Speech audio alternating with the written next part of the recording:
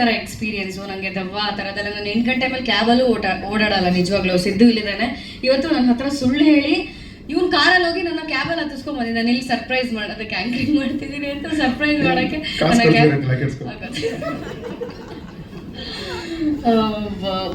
ಎಲ್ಲರೂ ಮಜಾ ಮಾಡ್ಕೊಂಡು ಮಾಡಿದ್ದೀವಿ, ಭಯ ಪಡ್ಕೊಂಡು ಮಾಡಿದ್ದೀವಿ. ಕೆಲವೊಂದ್ಸತಿ ನಿಜ ಅನ್ಸ್ಬಿಡೋದು, ಅಷ್ಟು ನೆಗೆಟಿವ್ ವೈಬ್ಸ್ ಅನ್ಸೋದು. ನನಗಂತೂ ಸಖತ್ ಪ್ರತಿ ಸೀನು ನಾನು ಎಂಜಾಯ್ ಮಾಡಿಕೊಂಡು ಭಯ ಪಡ್ಕೊಂಡು ಆ ಕಡೆ ಹೋದ್ರೆ ಯಾರು ಬರಲ್ಲ ಅಂಥ ಜಾಗದಲ್ಲಿ ಶೂಟ್ ಮಾಡಿದ್ದೀವಿ. ನಾನು ಅಲ್ಲಿ ಶೂಟ್ ಮಾಡುವಾಗಲೇ ಫುಲ್ ಎಕ್ಸೈಟ್ ಆಗಿದೆ. ಇನ್ನು ನೋಡೋದಕ್ಕೆ ನಾನು ನಿಮ್ಮ ಹಾಗೆ ಕಾಯ್ತಾ ಇದ್ದೀನಿ. ಹೋಪ್ ನಿಮ್ಮೆಲ್ರಿಗೂ ಈ ಒಂದು ಸಿನಿಮಾ ಭಯ ಪಡಿಸುತ್ತೆ, ಇಷ್ಟ ಆಗುತ್ತೆ ಅಂತ ಅಂದ್ಕೊಂಡಿದ್ದೀನಿ. ಥ್ಯಾಂಕ್ ಯು ಸೋ ಮಚ್ ಎಲ್ಲರೂ ಬಂದಿದ್ದಕ್ಕೆ. Thank you. But seriously, I want ಮತ್ತು ನನ್ನ ಸ್ನೇಹಿತರಿಗೆ ಆ್ಯಂಡ್ ನನ್ನ ಇಡೀ ವಿಡಿಯೋ ತಂಡಕ್ಕೆ ನನ್ನ ನಮಸ್ಕಾರಗಳು. ಹೇಳೋದನ್ನೆಲ್ಲ ಆಲ್ರೆಡಿ ತಂಡ ಹೇಳಾಗಿದೆ. ಆ್ಯಂಡ್ ಟೀಸರ್ ಕೂಡ ನೀವೆಲ್ಲರೂ ನೋಡಿ ಒಂದು ಸಣ್ಣ ಮಟ್ಟಿಗೆ ನಿಮ್ಮ ತಲೆಯಲ್ಲಿ ಹುಳ ಬಿಟ್ಟಿದ್ದೀನಿ ಅಂತ ಅಂದ್ಕೊಂಡಿದ್ದೀವಿ ಎಲ್ಲರೂ ಸೇರಿ. ಅನ್ಸುತ್ತಾ ಟೀಸರ್ ಏನೋ ಸ್ವಲ್ಪ ವಿಭಿನ್ನವಾಗಿದೆ ಅಂತ ಅನಿಸ್ತಾ ಇದೆಯಾ? ಸ್ವಲ್ಪ ಮಾತಾಡಿ. ನಮ್ಮ ಪ್ರೆಸ್ ಮೀಟ್ಗಳಲ್ಲಿ ನೋಡ್ತಾ ಇರ್ತೀನಿ, ತುಂಬ ಎಲ್ಲರೂ ಸೈಲೆಂಟಾಗಿ ಮೌನಾಚರಣೆ ಆಚರಿಸ್ತಾ ಇರ್ತೀವಿ. ಒಂದು ಸ್ವಲ್ಪ ಮಾತಾಡಿದ್ರೆ ನಮಗೂ ಸ್ಟೇಜ್ ಮೇಲೆ ಮಾತಾಡೋರ್ಗೆ ಒಂಚೂರು ಧೈರ್ಯ ಸಿಗುತ್ತೆ. ಸೊ ಅನ್ನಿಸ್ತಾ ಟೀಸರ್ ಚೆನ್ನಾಗಿದೆ ಅಥವಾ ಬೇರೆ ವಿಭಿನ್ನವಾಗಿದೆ ಅಂತ? ಎಸ್. ಆ್ಯಂಡ್ ಈ ಸಿನಿಮಾ ಮಾಡೋದಕ್ಕೆ ಮುಖ್ಯವಾಗಿ 2 ಕಾರಣಗಳು.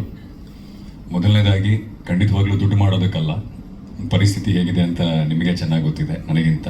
ಸೊ ಖಂಡಿತವಾಗ್ಲೂ ದುಡ್ಡು ಮಾಡೋ ಉದ್ದೇಶ ಅಲ್ಲ.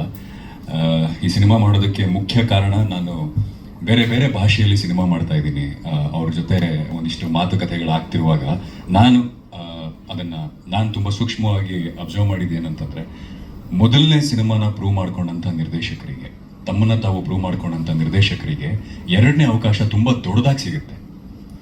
ಬಟ್ ಇಲ್ಲಿ ಅವಕಾಶಗಳು ಎಲ್ಲೋ ಕೊರತೆ ಆಗ್ತಾ ಇದೆಯೋ 2ನೇ ಸಿನಿಮಾ ಮಾಡೋದಕ್ಕೆ ಮೊದಲನೇ ಸಿನಿಮಾ ಮಾಡಿದಿರೋಂಥ ನಿರ್ದೇಶಕರಿಗೆ. ಸೊ ಹಾಗಾಗಿ ಸಿನಿಮಾದ ಕ್ವಾಲಿಟಿ ಕಮ್ಮಿ ಆಗ್ತಾ ಇದೆಯೇನೋ ಅಂತ ಅನ್ಸೋದಕ್ಕೆ ಶುರುವಾಗಿತ್ತು ನನಗೆ. ಸೊ ಅಂತಹ ಸಂದರ್ಭದಲ್ಲಿ ನಿಧಿ ಬಂದು ಈ ಕಥೆನ ಹೇಳಿದಾಗ, ಮತ್ತೆ ಒನ್ಸ್ ಅಗೇನ್ ಎಕ್ಸ್ಪೆರಿಮೆಂಟಲ್ ಸಿನಿಮಾ. ಇದಕ್ಕೆ ನಮ್ಮ ಪ್ರಸನ್ನ ಅವರು ಹೇಳಿದ್ರು, ಚಂಕ್ ಬೇರೆ ಬೇರೆ ಒಂದಿಷ್ಟು ಜನ ಪ್ರೊಡ್ಯೂಸರ್ಸು ಮತ್ತು ಕ್ರಿಯೇಟಿವ್ ಡಿಫ್ರೆನ್ಸಸ್ಸು ಈ ಥರದ್ದು ಆಗೋದು ಬೇಡ. ಆ್ಯಂಡ್ ಈ ಸಿನಿಮಾ ಮಾಡೋದ್ರಿಂದ ಒಂದಿಷ್ಟು ಜನ ಕನಸು ಕಟ್ಕೊಂಡಿರೋರಿಗೆ ದಾರಿ ಆಗುತ್ತೆ ಅಂತಂದರೆ ಯಾಕೆ, ವೈ ನಾಟ್? ಬಿಕಾಸ್ ಇಂಡಸ್ಟ್ರಿ ಇಷ್ಟು ವರ್ಷ ನನ್ನನ್ನು ಸಾಕಿದೆ. ಸೊ ಎಲ್ಲೋ ಒಂದು ಕಡೆ ಇವತ್ತು ನನಗೆ ಆ ಶಕ್ತಿ ಕೊಟ್ಟಿದೆ ಅಂತಂದರೆ, ಸೊ ನನ್ನ ಕಡೆಯಿಂದ ಇಂಡಸ್ಟ್ರಿಗೆ ಒಂದು ಥ್ಯಾಂಕ್ಸ್ ಗಿವಿಂಗ್ ಅಂತ ಹೇಳಿ ಈ ಸಿನಿಮಾನ ಮಾಡಿದ್ದು. ಮುಂದೆ ಸಿನಿಮಾ ಮಾಡ್ತೀನೋ ಇಲ್ವೋ ಖಂಡಿತವಾಗ್ಲೂ ನನಗೆ ಗೊತ್ತಿಲ್ಲ. ಈ ಸಿನಿಮಾ ತುಂಬ ಪ್ರಾಮಾಣಿಕವಾಗಿ ಮಾಡಿದ್ದು, ನನಗೆ ಜೀವನ ಕೊಟ್ಟಂಥ ಇಂಡಸ್ಟ್ರಿಗೆ, ನನ್ನನ್ನು ಇವತ್ತಿಲ್ಲಿವರೆಗೂ ತೊಗೊಂಬಂದಂಥ ಇಂಡಸ್ಟ್ರಿಗೆ ನನ್ನ ಒಂದು ಥ್ಯಾಂಕ್ಸ್ ಗಿವಿಂಗ್. ಆ್ಯಂಡ್ 2ನೇ ಕಾರಣ, ನಿಧಿ ಹೇಳಿದಾಗೆ ಬ್ಲಿಂಕಲಾದಂಥ ಕೆಲವೊಂದು ಅನುಭವಗಳು. ಸೊ ಸಿನಿಮಾ ಮಾಡ್ತಾ ಮಾಡ್ತಾ ಮಾಡ್ತಾ ಒಂದಿಷ್ಟು ಅನುಭವಗಳು ನಮಗಾಗ್ತಾ ಹೋಗುತ್ತೆ. ಕೆಲವೊಂದು ಸುಂದರವಾಗಿರುತ್ತೆ, ಇನ್ನೊಂದು ಕೆಲವೊಂದು ಕಹಿಯಾಗಿರುತ್ತೆ. ಬಟ್ ಎರಡನ್ನೂ ಸಮನಾಗಿ ಸ್ವೀಕರಿಸ್ತಾ ಮುಂದೆ ಹೋಗ್ತಿರ್ತೀವಿ. ಬಟ್ ಆದರೆ ಎಲ್ಲೋ ಒಂದು ಕಡೆ ಸಣ್ಣದಾಗಿ ತಲೆ ಕೆಡುತ್ತೆ. ಅಂದರೆ ಯಾಕೆ ನಮ್ಮ ಕೈಯಲ್ಲಿ ಆಗೋದಿಲ್ವಾ, ನಾವು ಮಾಡೋಕ್ಕೆ ಆಗೋದಿಲ್ವಾ ಅಂತ ಅಂದ್ಕೊಂಡು ಓಕೆ ಪ್ರಯತ್ನ ಪಡೋಣ, ರಿಸ್ಕ್ ಅಲ್ವಾ ತೊಗೊಳ್ಳೋಣ, ಎಷ್ಟು ದೊಡ್ಡ ಮಟ್ಟಕ್ಕೆ ಏನೇನೋ ರಿಸ್ಕ್ ತೊಗೊಂಡಿದ್ದೀನಿ. ಸೊ ಇದೊಂದು ಭಾಳ ದೊಡ್ಡದಾಗಲ್ಲ ಅಂತ ಹೇಳಿ, ಸರಿ ಎಷ್ಟಾದರೂ ಆಗಲಿ ಅಂತ ಹೇಳಿ ಈ ಸಿನಿಮಾ ಮಾಡೋದಕ್ಕೆ ನಾನು ಮುಂದಾಗಿದ್ದು. ಸೊ ಅದು 2ನೇ ಕಾರಣ.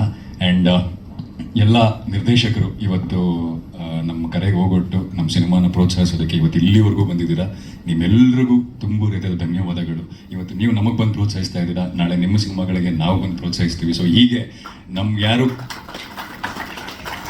ಕೈ ಹಿಡಿದು ಎತ್ತಕ್ಕಿಲ್ಲದೆ ಇದ್ದಾಗ ನಮ್ಮನ್ನು ನಾವು ಕೈ ಹಿಡ್ಕೊಂಡು ಎತ್ಕೋಬೇಕಂತೆ. ಸೊ ಒಬ್ರನ್ನೊಬ್ರು ಕೈ ಹಿಡಿದು ಎತ್ತೋಣ, ಉತ್ತಮವಾದ ಸಿನಿಮಾನ ಮಾಡೋಣ ಅಂತ ಹೇಳ್ತಾ, ಆ್ಯಂಡ್ ನಮ್ಮ ಆಡಿಯನ್ಸಿಗೆ, so Dia, KTM, Blink, Dasara ಇಷ್ಟು ಸಿನಿಮಾಗಳಲ್ಲಿ ಯಾವುದೋ ಒಂದು ಸಿನಿಮಾನಾದರೂ ನೋಡಿರ್ತೀರ ನೀವು, ಎಲ್ಲೋ ಒಂದು ಕಡೆ ನೋಡಿರ್ತೀರ, ಥಿಯೇಟ್ರಲ್ಲಿ ನೋಡಿರ್ಬೋದು, OTT ನೋಡಿರ್ಬೋದು, ಎಲ್ಲೋ ಒಂದು ಕಡೆ ನೋಡಿರ್ತೀರ. ಸೊ ನಿಮಗೆ ಯಾವತ್ತಾದರೂ ಅನಿಸಿದ್ರೆ, ಅಂದರೆ ಈ ಒಂದು ಸಿನಿಮಾನ ನೋಡ್ಬೋದು, ಈ ಒಂದು ಸಿನಿಮಾನ ನೆಕ್ಸ್ಟ್ ಥಿಯೇಟ್ರಿಗೆ ಹೋಗಿ ನೋಡ್ಬೋದು, ಅಥವಾ ವರ್ತಿರುತ್ತೆ ಸಿನಿಮಾ ನೋಡೋದು ಅಂತ ನಿಮಗೆ ಯಾವತ್ತಾದರೂ ಅನಿಸಿದರೆ, please do come and watch this film, it will be worth it. So ನಾವೆಲ್ಲರೂ ತುಂಬ ಶ್ರದ್ಧೆಯಿಂದ ತುಂಬ ಕಷ್ಟಪಟ್ಟು ಮಾಡಿರುವಂಥ ಸಿನಿಮಾ. ಸೊ ನಿಮಗೆ ಇದು ಖಂಡಿತವಾಗ್ಲೂ ಇಷ್ಟ ಆಗುತ್ತೆ ಅಂತ ಹೇಳ್ತಾ, ಆ್ಯಂಡ್ ಮಾಧ್ಯಮ ಮಿತ್ರರು, ಈ ತಂಡ ಏನಿದೆ ನೀವು ನೋಡ್ತಾ ಇದ್ದೀರಾ ಇವತ್ತು, ಎಲ್ಲರೂ ಯಂಗ್ಸ್ಟರ್ಸ್, ಅವ್ರವ್ರದ್ದೇ ಸಾಕಷ್ಟು ಕಥೆಗಳಿವೆ, ಅಂದರೆ ಅವ್ರವ್ರದ್ದೇ ಸಾಕಷ್ಟು ಶ್ರಮಗಳಿವೆ ಇದರಿಂದ. ಎಲ್ಲರೂ ಒಟ್ಟಾಗಿ ಏನೋ ಒಂದು ಸಿನಿಮಾ ಮಾಡಬೇಕು ಅಂತ ಮುಂದಾಗಿದ್ದೀವಿ.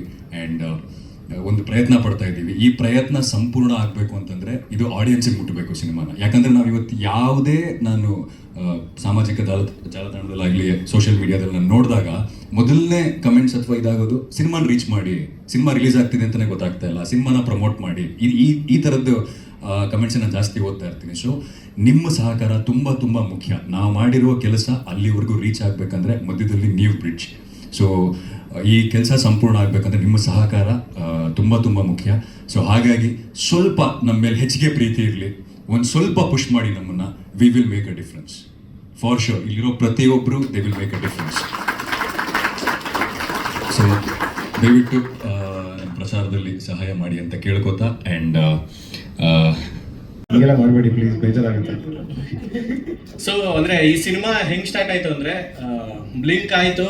ಬ್ಲಿಂಕ್ ಆದಮೇಲೆ ನಮಗೆ ಬ್ಲಿಂಕಲ್ಲಿ ಸ್ವಲ್ಪ ಸಿನಿಮಾಲಿ ಪಾಸಿಟಿವ್ ಆದರೂ ಕೂಡ ತಂಡದಲ್ಲಿ ನಮ್ಮ ನಿರ್ಮಾಣ ಸಂಸ್ಥೆ ಜೊತೆ ನಮಗೆ ಒಂದು ಸ್ವಲ್ಪ ಸರಿ ಬರಲಿಲ್ಲ ಆಮೇಲೆ ಒಂದಿಷ್ಟು ವಿಚಾರಗಳಲ್ಲಿ. ಆನಂತರ ನಾವೆಲ್ಲ ಕೂತ್ಕೊಂಡು ಮಾತಾಡ್ತಿದ್ವಿ, ಗಟ್ಟಿಯಾಗಿ ನಂಬ್ಕೊಂಡು ಸಿನಿಮಾನ ಸ್ಟಾರ್ಟ್ ಮಾಡಿದ್ವಿ. ಬಟ್ ಸಿನಿಮಾ ನಮಗೆ ಅಂದ್ಕೊಂಡಿದ್ದಕ್ಕಿಂತ ಜಾಸ್ತಿ ಕೊಟ್ಟು ಸಿನಿಮಾ ಹಿಂದ್ಗಡೆ ನಮಗೆ ಬೇರೆ ಥರದ ಅನುಭವ ಆಯಿತು ಅಂತ. ಮೇ ಬಿ ಇದು part and parcel of cinema journey ಅಂತ ನಾವು ಅದನ್ನು ಕಲ್ತ್ಕೊಂಡು ಎಲ್ಲ ಹೊಟ್ಟೆಗೆ ಹಾಕೊಳಕ್ಕೆ 1-2 ತಿಂಗಳು ಟೈಮ್ ತೊಗೊಂಡು ಬಂದ್ವಿ. ಅದಾದಮೇಲೆ ಸೊ ನಮ್ಗೆ ಅನ್ನಿಸ್ತು, 1 ವರ್ಷದಲ್ಲಿ ಎಷ್ಟೊಂದು ಸಿನಿಮಾಗಳು ಬಂತು, ಅದರಲ್ಲಿ ಬ್ಲಿಂಕ್ ಕೂಡ ಸಕ್ಸಸ್ ಅಂತ. ಎಷ್ಟು ಜನ ನೋಡಿದಾರೋ ಅದರಲ್ಲಿ ಒಂದು 70-80% ಜನಕ್ಕಾದರೂ ಸಿನಿಮಾ ಇಷ್ಟ ಆಯಿತು. ಹೊಸ ಥರದ ತಂತ್ರಗಾರಿಕೆಯಲ್ಲಿ, ಹೊಸ ಥರದ ನಿರೂಪಣೆ ಶೈಲಿಯಲ್ಲಿ ಚಿತ್ರವನ್ನು ನಾವು ಪ್ರೇಕ್ಷಕರ ಎದುರಿಗೆ ತರುವಾಗ, ಚಿತ್ರ ಬರೆದು ಮೊದಲನೇ ನರೇಶನ್ ಕೊಟ್ಟಾಗಲೂ ಇದ್ದಂಥ ಭಯ ಬಿಡುಗಡೆಯಾದ ಮೊದಲನೇ ದಿನದಲ್ಲೂ ಇತ್ತು. ಅದು ಉತ್ತುಂಗಕ್ಕೇರಿತ್ತು ಬಿಡುಗಡೆ ಸಮಯದಲ್ಲಿ. ಯಾಕಂದರೆ ಸಾಕಷ್ಟು ಅಡೆತಡೆಗಳು ಬ್ಲಿಂಕ್ ಚಿತ್ರಕ್ಕೆ ಎದುರಾಗಿತ್ತು. ಯಾಕಂದರೆ ಹೊಸ ರೀತಿಯ ಸ್ಕ್ರೀನ್ ಪ್ಲೇ ಪ್ಯಾಟರ್ನ ನಾವು ತರಬೇಕಾದಾಗ ತುಂಬ ಜನ ಸ್ಕ್ರೀನ್ ಪ್ಲೇನೇ ಚೇಂಜ್ ಮಾಡಿಬಿಡಿ ಅಂದರು. ಇನ್ನೊಂದು ತಿಂಗಳಿದೆ ಸಿನಿಮಾ ರಿಲೀಸ್ಗೆ ಅನ್ನುವಾಗ ಒಬ್ಬ ರೈಟ್ರಿಗೆ ಆ ಕಷ್ಟ ಗೊತ್ತು, ಎಲ್ಲ ಮಾಡಿ ಮುಗಿಸಿದ್ಮೇಲೆ ಸ್ಕ್ರೀನ್ ಪ್ಲೇ ಹೆಂಗೆ ಚೇಂಜ್ ಮಾಡೋದಪ್ಪ ಅಂತ. ಆ್ಯಂಡ್ ಅದು ಅಂಥ ಸಿನಿಮಾ ಸ್ಕ್ರೀನ್ ಪ್ಲೇ ಚೇಂಜ್ ಮಾಡಿದ್ರೆ ಆ ಸತ್ವಾನೇ ಇರಲ್ಲ ಅಂತ. ಬಟ್ ಎನಿಹೌ, ಆ ಬ್ಲಿಂಕ್ ರಿಲೀಸ್ ಆಗೋಕ್ಕೆ ಮುಂಚೆ ನಾವು ಒಂದು ಟೆಕ್ನಿಕಲ್ ಶೋ ಅಂತ ಮಾಡಿದ್ವಿ. ಒಂದಿಷ್ಟು ಜನ ಚಿತ್ರರಂಗದ ಬರಹಗಾರರು, ಒಂದಿಷ್ಟು ಜನ ಗಣ್ಯರನ್ನೆಲ್ಲ ಕರೆದು ಅಂದರೆ ನಮ್ಮ ಲೈಫ್ನ ಕೆಟ್ಟ ದಿನ ಅಂದರೆ ಅದೇ. ಎಲ್ಲರೂ ನೋಡಿಬಿಟ್ಟು ನಿರ್ಮಾಪಕರು ಹೇಳಿದ್ರು ಇದರಿಂದ ₹1 ನಿಮಗೆ ಬರಲ್ಲ ಅಂತ. ಸೊ ಯಾರಿಗೂ ಸಿನಿಮಾ ಇಷ್ಟ ಆಗಿರಲಿಲ್ಲ. ಆ್ಯಂಡ್ ವರ್ಸ್ಟ್ ಸ್ಟೇಜ್ ಇತ್ತು ಬ್ಲಿಂಕ್ ಮಾಡುವಾಗ 3 ವರ್ಷ. ಹೆಂಗೆ ಜರ್ನಿ ಇದೆ ಮುಂದೆ ಏನು ಲೈಫಲ್ಲಿ ಅಂತ ಏನು ಗೊತ್ತಾಗ್ತಾ ಇರಲಿಲ್ಲ, ಫುಲ್ ಬ್ಲ್ಯಾಂಕ್ ಆಗಿತ್ತು. ಬಟ್ ಬ್ಲಿಂಕ್ ರಿಲೀಸ್ ಆಗಿ 2ನೇ ದಿನಕ್ಕೇ ಫಾಸ್ಟ್ ಫೀಲಿಂಗ್ ಆಗೋದನ್ನು ನೋಡ್ತಾ ಮ್ಯಾಜಿಕ್ ಆಗ್ತಾ ಇದೆಯಲ್ಲ ಅಂತ. ಯಾಕಂದ್ರೆ ಸಿನಿಮಾಗಳಲ್ಲಿ ಅಷ್ಟೇ ಸಾಧ್ಯ. ಒಂದು ಸಾಂಗಲ್ಲಿ ವಿಷ್ಣುವರ್ಧನ್ ಅವರು ಒಂದು ದೊಡ್ಡ ಸಾಮ್ರಾಜ್ಯನೇ ಕಟ್ಬಿಡ್ತಾರೆ ಸೂರ್ಯವಂಶ ಅಲ್ಲಿ. ಆ ಥರ ಬ್ಲಿಂಕಲ್ಲಿ 2ನೇ 3ನೇ ದಿನಕ್ಕಾಗಲೇ ಜನ ಬರ್ತಿದ್ರು. ಎಲ್ಲೆಲ್ಲಿಂದ ಆ ಜನ ಬರ್ತಿದ್ರು ಗೊತ್ತಿಲ್ಲ, ಬಿಕಾಸ್ ಮಾರ್ಕೆಟಿಂಗ್ ಮಾಡೋಕ್ಕೂ ನಮ್ಮ ಹತ್ರ ಕಾಸಿರಲಿಲ್ಲ ಆಗ. ಜನರೇ ಅವರೇ ಶೇರ್ ಮಾಡಿ ಅವ್ರದ್ದು ಸಿನಿಮಾ ಅಂತ ಅಂದು ಪ್ರತಿಯೊಂದು ಕಡೆ ಹೋದಾಗಲೂ ಕೂಡ ಅವ್ರದ್ದೇ ಸಿನಿಮಾ ಅನ್ನಂಗೆ ಜನ ನಮ್ಮನ್ನು ಮೆರೆಸಿದ್ದಾರೆ. ಸಿನಿಮಾ ಬೇರೆ ಆರ್ಟ್ ಫಾರ್ಮ್ ಥರನೇ ಒಂದು ಕನ್ನಡದ ಕಲ್ಚರ್ನ ಉತ್ತುಂಗಕ್ಕೇರಿಸೋದಕ್ಕೆ ತುಂಬಾ ದೊಡ್ಡ ಸಾಫ್ಟ್ ಪವರ್ ಅದು.